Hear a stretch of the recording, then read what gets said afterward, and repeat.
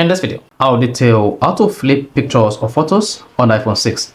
So if you have an iPhone 6, iPhone 6X or iPhone 6X Plus and you want to flip a picture on it from left to right or right to left, then this video is going to walk you through step by step. So if you don't know this video, you found this helpful and informative, please don't forget to like and subscribe.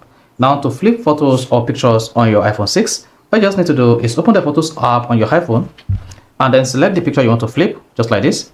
Once selected, click on the picture to reveal the menu and click on the edit button at the top right. Then wait for this page to load. Once it loads, locate the crop icon on the navigation.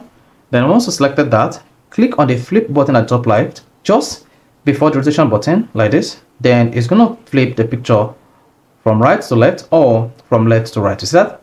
And once you're done flipping the picture, just like this, come to the bottom right and click on the done button.